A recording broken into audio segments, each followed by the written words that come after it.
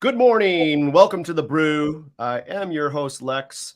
Today we have a very live guest, Mr. Rob Hocking from SIBO. He's going to come on and talk with us about some SPX data, zero DTEs, among many other things today.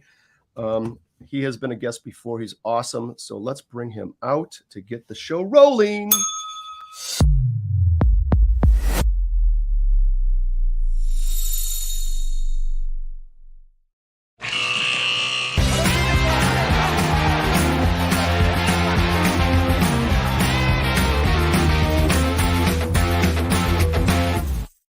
Good morning, everybody. Hi, Rob. How are you? Wonderful. Good morning, everyone. Good morning, Molly. I see you a lot. Good to see you again, as always. We're in the dark gray black mode. Rob followed suit with a dark vest. I love it. No one planned that. Perfect. I know. It looks like you're at the SIBO, Rob, by the way. Yeah, I think I'm going to be walking around there a lot, and I recognize that background.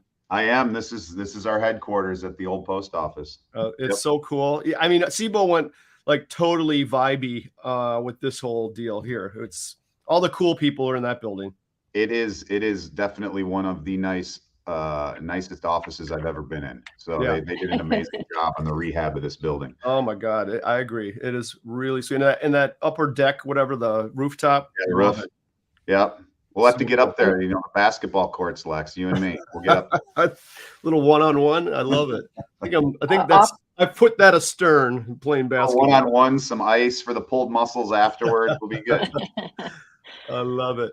All right, well, let's get busy. So here's the deal, I think. We at Tradier are seeing just a tremendous interest in SPX trading, okay? A tremendous interest in zero DTEs, and everything around SPX. So I don't know what gives. I think it's this zero DTE thing, but I'm gonna let you break it down here in a second. But yeah, it's really, really just leaped into the forefront of trading. I've got a couple theories, but we'll chat about it. So, what are you seeing current volume trends and that sort of thing? Are you're seeing probably some of the same things, right? Yeah, the growth continues. You're not alone in the way you kind of sum that up. If you go on a quick little history lesson here, if you look at 2019, most option brokers eliminated ticket charges. I think that was a big thing that pushed more volume to places like SIBO. You go then to 2021, the COVID pandemic really drives a boom in stay-at-home online trading. And then in 22-23, that boom continues when we introduce Tuesday, Thursdays. And I always like to, make the point that we introduced Tuesday, Thursdays, which just really rounded out the SPX offering. Prior to that, we had Monday, Wednesday, Fridays. So the concept of zero DTE existed before we introduced Tuesday, Thursdays. You just had it 3 days a week instead of 5. But really the catalyst of that Tuesday, Thursday introduction was now you had the ability to manage risk every day of the week. And with that, you were able to effectively use cheaper options because you're not paying as much theta to manage around events.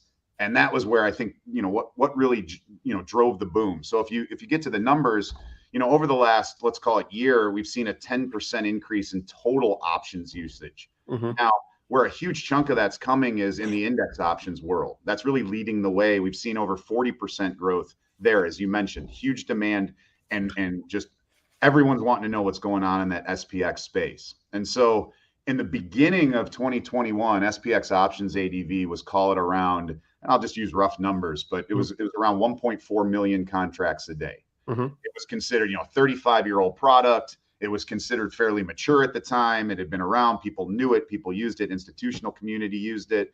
Now, over the past 13 months, since really the Tuesday, Thursday introduction, we've now averaged over 2.5 million contracts per day, which is just a crazy growth. For reference, the highest month in 2021 was 1.6. And so for all of, call it the last 13 months to be at 2.5, obviously this is, front and center for everyone due to, you just don't see that kind of growth very, very often. And if we go more now to just the past month, let's call it September 2023, we're averaging over 3 million contracts a day. Wow. just continues. I think a lot when it first came out was, is this growth sustainable? Well, I think we're proving out that, yeah, it is sustainable. People have found new utility in trading shorter dated options. Mm-hmm. Now, if we go into the shorter dated options, you mentioned the 0 DTE.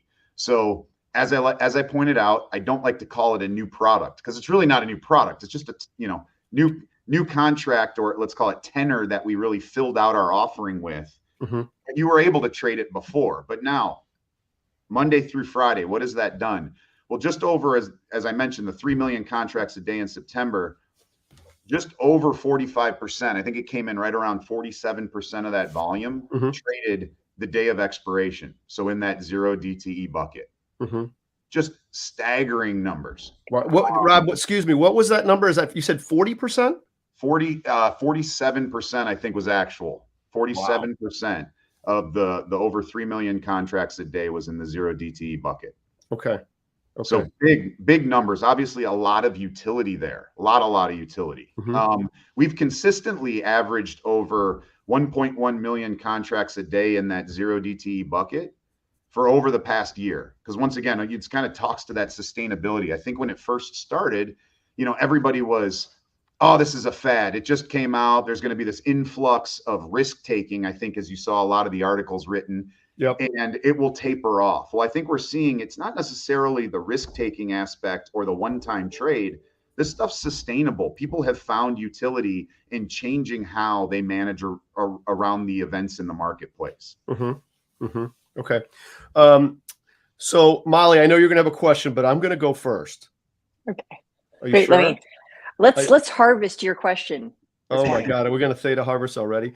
So I want to just comment on one thing. So 0 DTE has been around for a while, and a lot of people truly didn't understand it. Before even Monday, Wednesday, we had 0 DTE once a month. I mean, it was called Friday, right, of expiration. Go ahead, Miles. Lex, sorry to interrupt. Could you just introduce for people just coming onto trading what 0 DTE is, just so they understand what we're talking about? Yeah, so all 0 DTE is trading an option the day it expires. So think of, and with index options, particularly SPX, they expire into cash. So unlike single name equity options that would expire into the physical stock, so say, a NVIDIA call might expire into owning 100 shares of NVIDIA. That's not what SPX or how SPX works. SPX works is it just settles into cash. So your account is either credited or debited with the amount of cash, either profit or loss, relative to the option that you're trading. All we're saying is, if the option's expiring today, October 4th, people are initiating new trades in an October 4th option. That's all it means. Right. It's expiring today. And then the SIBO added Tuesday, Thursday to fill out the roster of now we have expiring options every day of the week. Right. Right. And so before, you could only trade an option that expired the day of expiration on Monday, Wednesday, or Thursday, or Friday. Yep. And even what you said, Lex, I want to say it was 2016 we introduced Mondays and Wednesdays. Yep. Prior to that, you could only trade an option that expired on Friday. Right. And that was once the third Friday of the month, right? So that was once a month. That's right. And it might have been, at 2005 we introduced weeklies. So it was pretty much every Friday you would have an expiration. Right. So we've just kind of steadily been evolving the tenor that you're allowed to trade just through the course of time. Call it 2005 weeklies, 2016 Monday, Wednesdays to fill out each week. And now in 2022, Tuesday, Thursdays. So you have an option that expires every day of the week. Yep. So did that fill the... Does that, Molly, you understand that? Yeah, sorry. And I didn't mean to interrupt you, Lex. I just wanted to make sure before we lost everyone. No, I'm getting used to you interrupting me. Don't worry about it. I know. Actually, I had feedback. They're like, Molly, let Lex talk. I'm like, I'm sorry. I'm a girl. Don't worry about it, Molly. So first of all, another comment. I know that when you and I talk about 0 DT, that we're like, wait a minute, it's really not. We already had this, blah, blah, blah. We're kind of snarky about it. But I think the branding is good. I think the 0 DT branding is very clever because, let's call it what it is. Most people probably didn't understand the nuance as a trader would. But in the retail world, it means something to them. Yeah. And I think it's a poignant sort of branding, sort of genius. And I don't know if you guys planned on that at all, but No, to me, it's great. yeah, I would argue we didn't plan on it. And I think, I might be, as my role here at the exchange is the head of product innovation, building new products. I'm just always quick to say it because people come and they're like, wow, you built this new product. And it's like, no, I can't even take credit for that. We didn't really build a new product. We more just, we added air conditioning to an existing car. It was just a feature. Right. And so the product has always existed. SPX has been around, for 35 plus years. So yes, to your point, I think the branding helps. Obviously the visibility into the SPX complex has been phenomenal. We'll take that. But it's, as far as a new product versus an existing product, I agree with you. There's just some nuances that I'm probably overly sensitive to. Yeah. No, I get it. Okay. So let's talk about who's trading this zero DTE. So I mentioned retail. Clearly they have interest in it. Market makers always have to trade it anyway because they make two-sided markets, so they're already involved. Period. Right. So who's driving this? This surge in volume on these things. In terms of a sector, would you say? Yeah. So it's a great question. We have limited visibility into that. So I'll give the caveat: we don't control clearing, so we can't see where this position ultimately resides. Yep. What we can tell you is that roughly, let's call it 90% of this zero DTE volume is coming into our exchange through retail broker platforms. Okay. So that doesn't necessarily mean retail. I think that's a quick jump where everybody goes to. But what it means is a retail broker platform. So there's platforms out there like IB that many are familiar with that are using algos to trade and things like that. I would not put that as in the camp of the individual retail investor. Like, those are pretty sophisticated people using some of those algos and some of those pipes, but it's coming through a retail broker platform. We have done some qualitative analysis to try to get a sharper edge on where it's coming from. At last, we want to say it's about 60% institutional and about 40% more that retail individual investor that we see. Okay. And so the more importantly, it's like, what are they trading? And I know there's been a lot of articles out there, and I call it more fear mongering in a way. It's, what is this doing to the market stability? Is this causing instability in the market? One thing I like to point out is that of these trades, let's call it 70% of them are closed out before the end of the day. So you initiate them in the morning, many right out of the gates in that first half hour of the day, and then are closed out by, say, 2:00 Chicago time in the afternoon. Okay. Roughly 70% doesn't go into expiry, which is a fairly large number. It's an in and out type trade, a momentum type trade for the day. Right. What I also like to point out, and where we've gone for a lot of our regulators to give them a bigger picture, is I am calling 95% of what's being traded as defined risk or limited risk. Okay. And so what do I mean by that? 45% and this is, I'm referring to customer originating trades, like customer opening trades that are tagged in our system as a customer and opening. 45% are buying single leg options. So the most they can lose is the premium they spent. Super simple. Maybe they're doing a momentum trade. They think the market's going up, so they buy a call, hope to capture that upside movement. But they're defined risk. They can't lose more than the premium.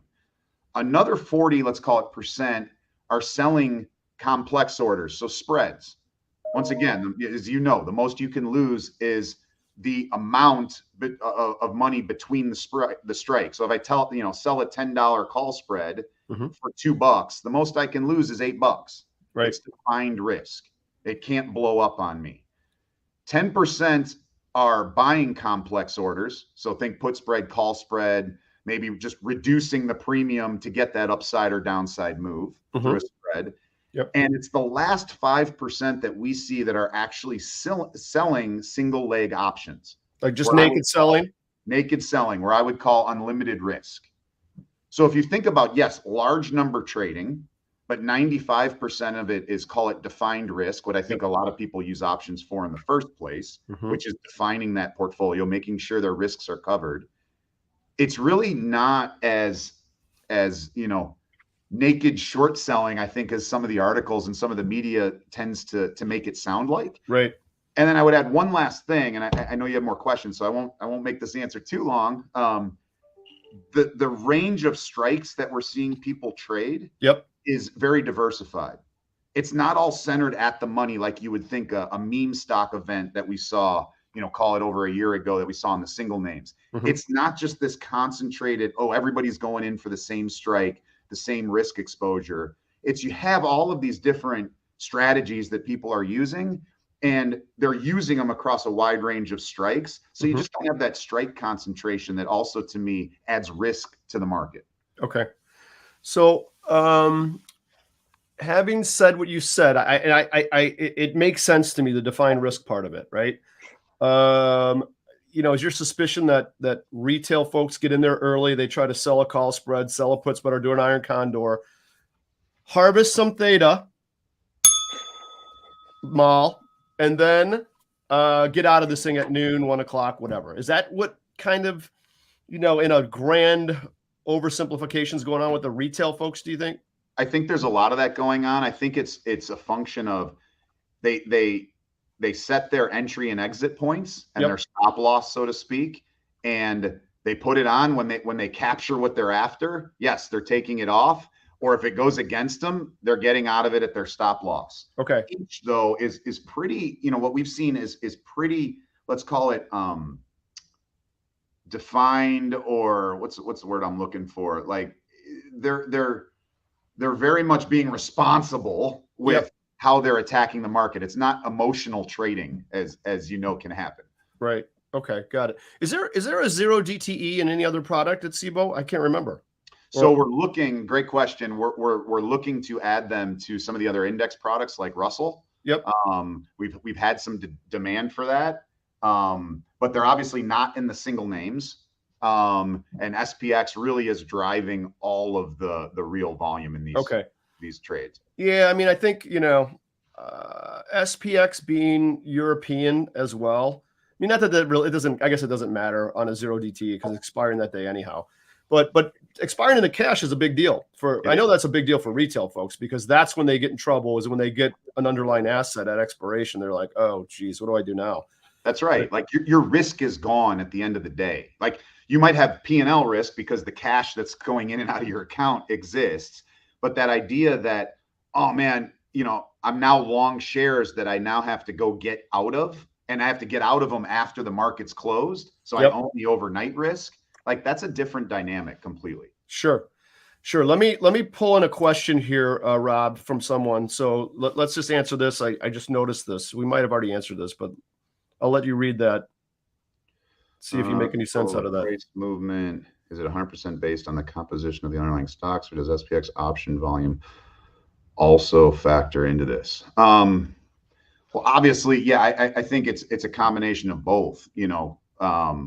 Volume changes in even intraday volatility, gamma, how the gamma of the option is playing out that day, and is there demand for either long or short gamma depending on the day's events.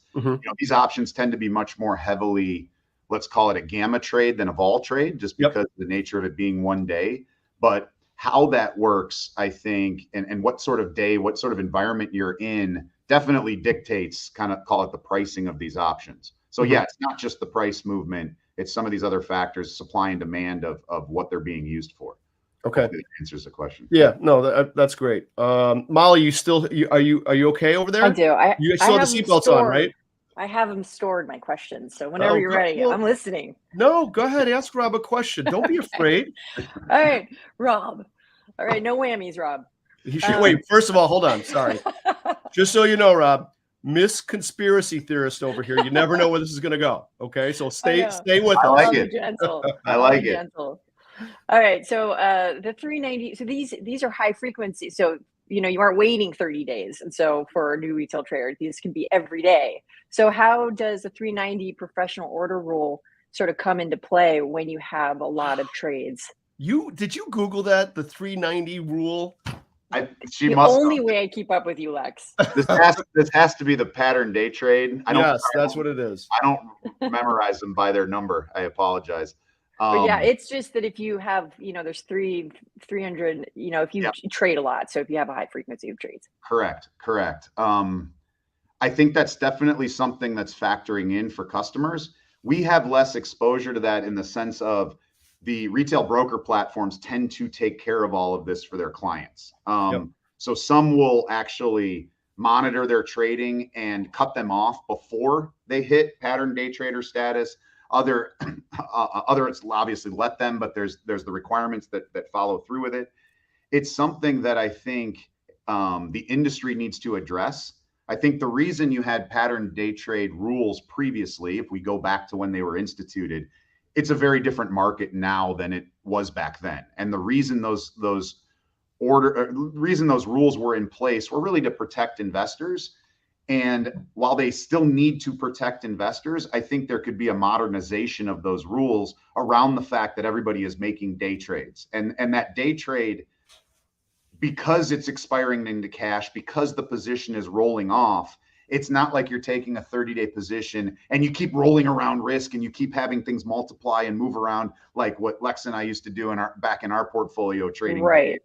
This is now defined risk. It rolls off each day. If you're doing some sort of yield enhancement strategy where you're selling a call spread, you have capped risk, you're just collecting that yield every day of option premium. That to me is a different day trade than what was previously taking place. So it is something that is affecting traders. They should be aware of it. They should definitely talk to their retail broker platform about how it might impact them or what safeguards that platform has in place. But also know at the exchange level, because that's our job, we are addressing it with many of our industry participants in can we modernize the rule to make it fit better and to give people the flexibility that maybe they desire. And that rule didn't originate with SEC; it originated with SIBO. Is that correct? I believe so. Yes, in the history, you're really digging deep in the history lesson. I love it. Yes, but I believe you're Supreme Commander, so you're going to just take care of that for us, right? SIBO was the one that initiated it, and that is why I would say we're very much leading the charge to readdress it. Okay. Yeah, you're digging in back when I wasn't the SIBO person. Now you're. It's not your fault. It's not. I got to go back to my 390. I'm gonna do that after this. She's lifting stones again, looking for spiders. I'm telling you right now. I love it. That was a nice curveball. Good curveball, Mal. Yeah, I've got one more. So whenever you guys are ready. Go ahead, Mal. Go ahead. Right. You're theta harvesting already. I know. So because of frequency, so I know in 2024 we're going to unleash the T+1 clearing, so that'll come into play. Is this causing that upgrade for clearinghouses? I don't know if I would say it's causing it. I think the light on zero DTE trading has brought a lot of questions, like the pattern day trader question, into focus.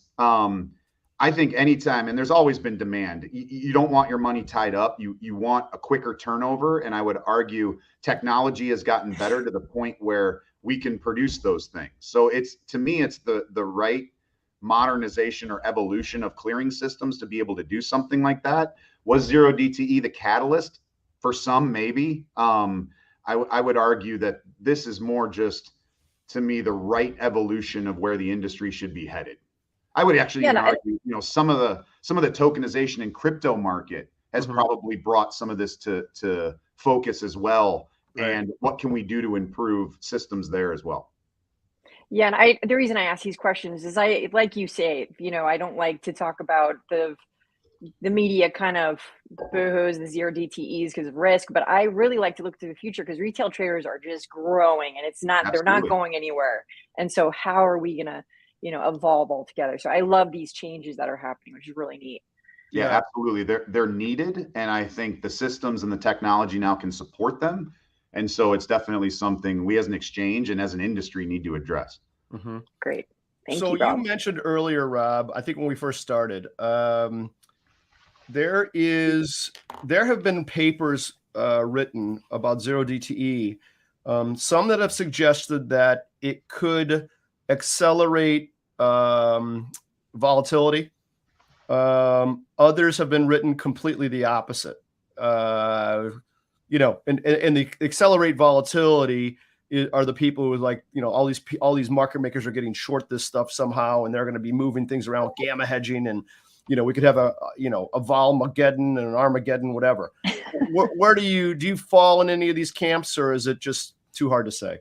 I don't think I fall in any of the camps. I think right now the only thing the exchange can do is rely on the data that we see. And the data that we see, one, it could never be a Volmageddon-like situation, because when that headline first came out, that one is just Volmageddon was caused by a very one-sided position coming into the market that was established over a long period of time. Let's call it a year plus. If you look at the way vols traded in 2017 and the short vol phenomenon and the headlines you saw where, a Target store manager was using XIV to short vol, and like you saw how that trade developed, that's not zero DTE. Like you can't have a trend trade really happening in the fact of the position's gone at the end of the day. So how do I build up that massive inventory over time? So it's definitely not a Volmageddon. So can it cause more market instability? We're not seeing that in the data. Can it? I don't know. I don't want to say yes or no, but that's not what we're seeing in the data. We talk about, from a market maker perspective, because you mentioned, Lex, that's really what kind of drives that movement. How are market makers hedging against the people that are buying and holding these strategies in inventory? The market maker imbalances aren't there. Like I said, the strike concentration isn't there. The market maker imbalances aren't there. As we see large trades, and you can pick some of the very large volume days that we've seen in zero DTE, and you watch how the market makers are responding to that flow, you're seeing, one section, it'll be, a 15-minute window, they're net long, a couple hundred contracts. Then they're net short a couple hundred contracts. Then they're net long a couple hundred contracts. Like they're doing exactly what a market maker does.